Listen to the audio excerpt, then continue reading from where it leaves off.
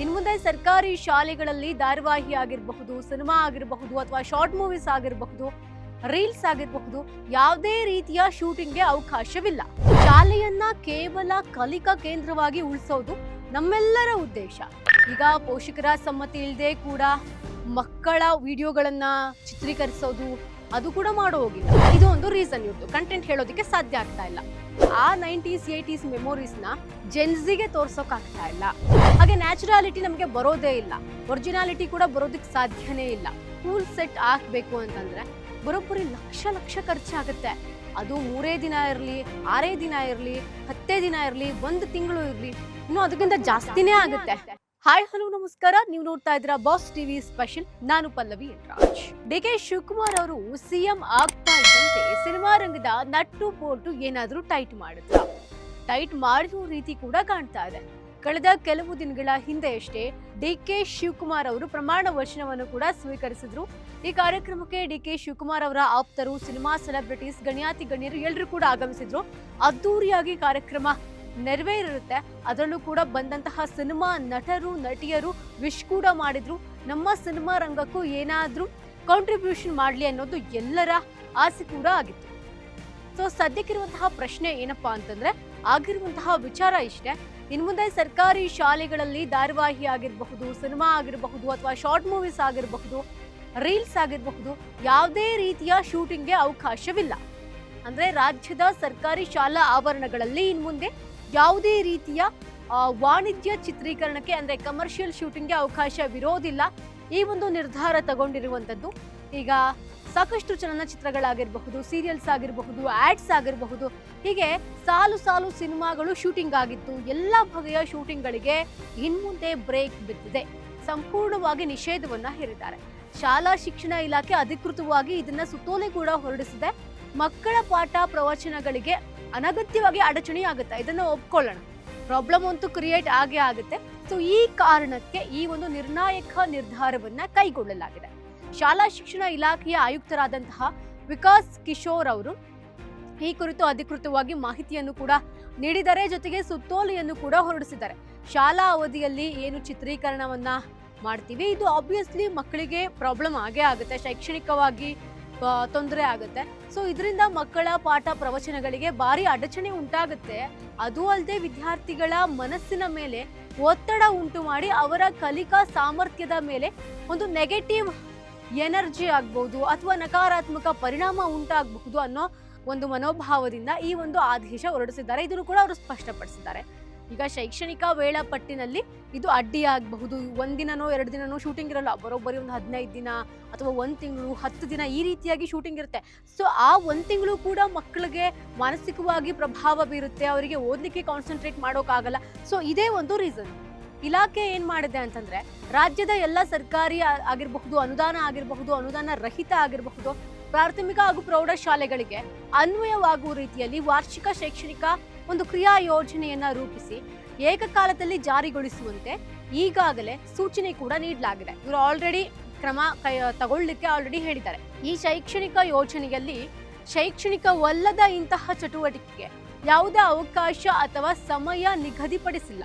ಯಾವುದೇ ರೀತಿಯ ಸಮಯ ನಿಗದಿಪಡಿಸಿಲ್ಲ. ಹಾಗೆಯೇ ಶಾಲೆಗಳನ್ನ ಕೇವಲ ಕಲಿಕಾ ಕೇಂದ್ರಗಳನ್ನಾಗಿ ಉಳಿಸಿಕೊಳ್ಳಲು ಮತ್ತು ಅನಗತ್ಯ ಶೈಕ್ಷಣಿಕೇತರ ಚಟುವಟಿಕೆಯಿಂದ ಮುಕ್ತಗೊಳಿಸಲು ಈ ಕ್ರಮವನ್ನ ಕೈಗೊಳ್ಳಲಾಗಿದೆ ಅಂತ ಕೂಡ ಇಲಾಖೆ ಸುತ್ತೋಲೆನಲ್ಲಿ ಸ್ಪಷ್ಟಪಡಿಸಿದೆ.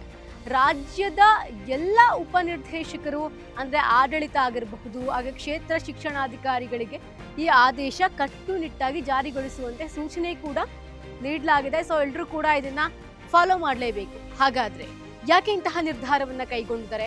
ಸೊ ಅಂದ್ರೆ ಇದು ಬರೀ ಊರಿಗೆ ಮಾತ್ರವಲ್ಲದೆ ಈ ಕಡೆ ಸಿನಿಮಾ ರಂಗಕ್ಕೂ ಕೂಡ ಒಂದು ರೀತಿಯಲ್ಲಿ ಹೊಡ್ತಾ ಬೀಳುತ್ತೆ. ಸೊ ಹಾಗಾಗಿ ಯಾಕೆ ಈ ನಿರ್ಧಾರವನ್ನ ಕೈಗೊಂಡಿದ್ದಾರೆ, ಇದಕ್ಕೆ ಕಾರಣವೇನು ಅದನ್ನ ನೋಡ್ತಾ ಹೋಗೋಣ.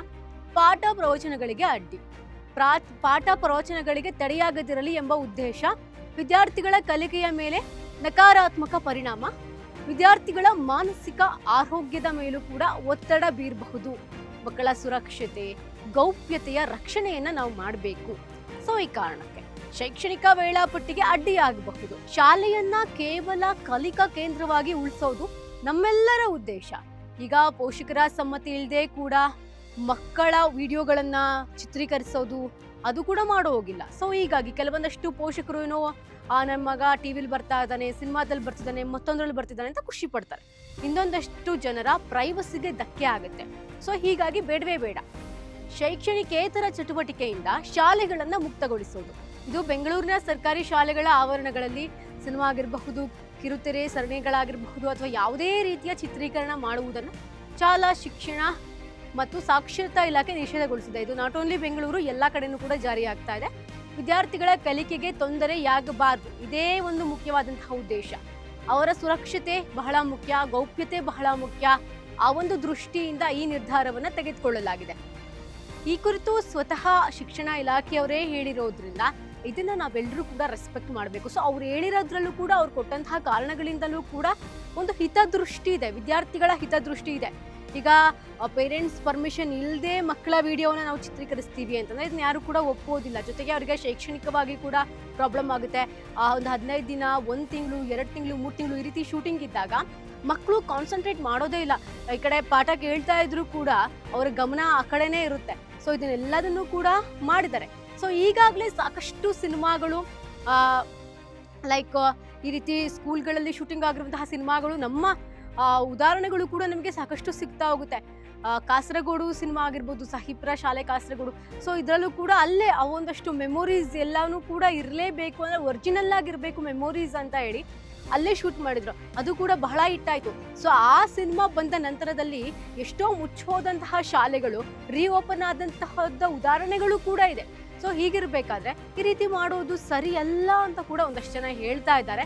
ಬಟ್ ಈ ಕಡೆ ಶಿಕ್ಷಣ ಇಲಾಖೆ ಕೊಡ್ತಿರುವಂತಹ ಅಷ್ಟು ಏನು ಕಾರಣ ಇದೆಯಲ್ಲ, ಅಷ್ಟು ಕೂಡ ನಾವು ರೆಸ್ಪೆಕ್ಟ್ ಮಾಡಲೇಬೇಕು. ಯಾಕಂದರೆ ಇನ್ನು ಪುಟ್ಟ ಮಕ್ಕಳು ಇರ್ತಾರೆ, ಅಂತಹ ಮಕ್ಕಳನ್ನ ಒಮ್ಮೆಲೆ ನಾವು ತೋರಿಸೋದು ಅವರ ಪೇರೆಂಟ್ಸ್ ಪರ್ಮಿಷನ್ ಇಲ್ಲದೆ ಅಂತಂದರೆ ಅದನ್ನು ಯಾರು ಕೂಡ ಇಲ್ಲಿ ಒಪ್ಪೋದಿಲ್ಲ.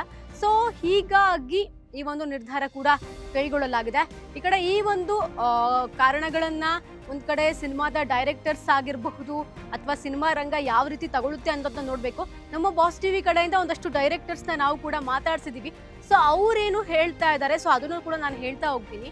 ಸೊ ಅವ್ರೇನು ಹೇಳ್ತಾ ಇದ್ದಾರೆ ಅಂತಂದರೆ, ಇವಾಗ ಅವರು ತಗೊಂಡಿರುವಂತಹ ನಿರ್ಧಾರಕ್ಕೆ ನಾವೆಲ್ಲರೂ ರೆಸ್ಪೆಕ್ಟ್ ಮಾಡ್ತೀವಿ. ಆದರೆ ಈಗ ನಾವು ಶಾಲೆನ ಒರಿಜಿನಲ್ ಆಗಿ ತೋರಿಸ್ಬೇಕು. ಸೆಟ್ ಹಾಕಿ ತೋರಿಸಿದ್ರೆ ಆಬ್ವಿಯಸ್ಲಿ ಗೊತ್ತಾಗುತ್ತೆ ಇದು ಸೆಟ್ ಹಾಕಿದಾರಪ್ಪ, ಇವರು ಒರಿಜಿನಲ್ ಆಗಿಲ್ಲ ಅಂತ.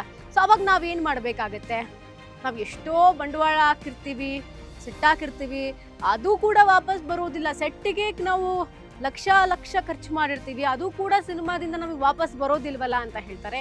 ಜೊತೆಗೆ ಕಂಟೆಂಟನ್ನು ನಾವು ಹೇಳೋದಕ್ಕಾಗೋದಿಲ್ಲ.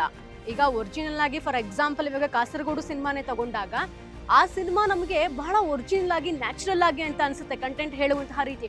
ಅದೇ ನಾವು ಸೆಟ್ ಹಾಕಿ ಯಾವುದೋ ಒಂದು ಸಿನಿಮಾವನ್ನ ಮಾಡ್ತೀವಿ ಅಂದರೆ ಅದು ನಮಗೆ ಗೊತ್ತಾಗುತ್ತೆ ಅದು ಸೆಟ್ ಹಾಕಿದ್ದಾರೆ ಅಂತ.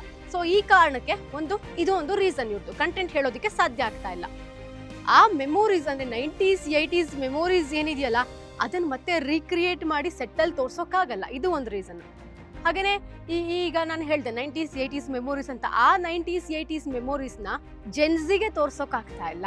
ಅಂದರೆ ಈಗ ಈ ಒಂದು ಜನ್ರೇಷನ್ನ ಸ್ಕೂಲ್ಗಳು ಹೇಗಿದೆ ಅಂತ ನಿಮ್ಗೆಲ್ರಿಗೂ ಕೂಡ ಗೊತ್ತಾ, ಎಲ್ಲ ಹೈಫೈ ಸ್ಕೂಲ್ಗಳು.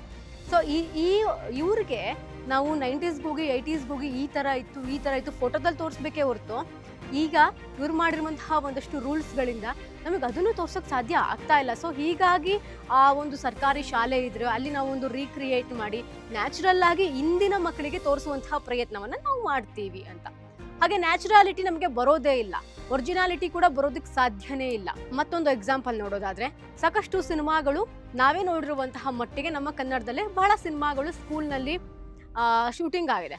ಸೊ ಅಲ್ಲಿ ಬಂದಂತಹ ಒರಿಜಿನಾಲಿಟಿಗೂ ಹಾಗೆಯೇ ಸೆಟ್ ಹಾಕಿ ಬಂದಂತಹ ಒರಿಜಿನಾಲಿಟಿಗೂ ಬಹಳ ಡಿಫ್ರೆನ್ಸ್ ಇದೆ. ಅದು ಒರಿಜಿನಲ್ ಆಗಿ ಇರೋದೇ ಇಲ್ಲ, ಸೆಟ್ ಹಾಕಿದ್ರೆ ನಮ್ಗೆ ಗೊತ್ತಾಗ್ಬಿಡುತ್ತೆ ಇದು ಸೆಟ್ಟು ಅಂತ. ಸೊ ಸೆಟ್ ಹಾಕ್ಬೇಕಾಗತ್ತೆ, ಆದರೆ ರಿಯಾಲಿಟಿನ ತೋರಿಸೋದಕ್ಕಾಗಲ್ಲ, ಒರಿಜಿನಲ್ ಆಗಿ ಅದು ಬರೋದಿಲ್ಲ.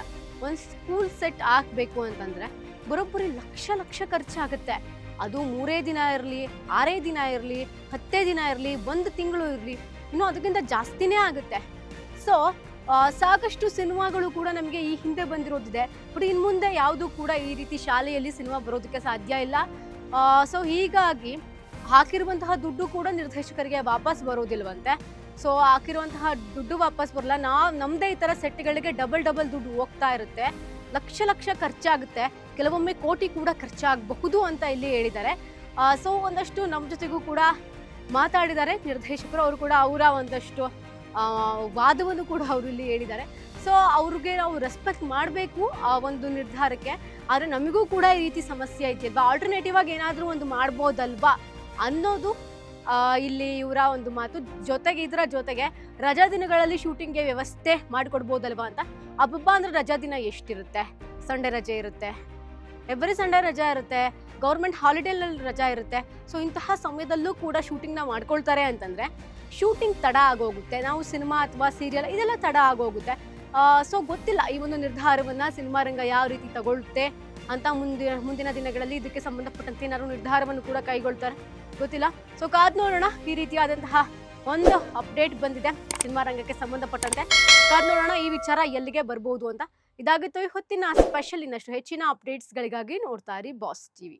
ಲೇಟೆಸ್ಟ್ ಹಾಗೂ ಇಂಟ್ರೆಸ್ಟಿಂಗ್ ಸುದ್ದಿಗಳಿಗಾಗಿ ಬಾಸ್ ಟಿವಿ ಕನ್ನಡ ಚಾನೆಲ್ನ ಸಬ್ಸ್ಕ್ರೈಬ್ ಮಾಡಿ. ಹಾಗೆಯೇ ಬೆಲ್ ಐಕಾನ್ ಪ್ರೆಸ್ ಮಾಡಿ. ಇದರ ಜೊತೆಗೆ ಫೇಸ್ಬುಕ್, ಇನ್ಸ್ಟಾಗ್ರಾಮ್, ಎಕ್ಸ್ನಲ್ಲೂ ಮಿಸ್ ಮಾಡದೆ ಫಾಲೋ ಮಾಡಿ.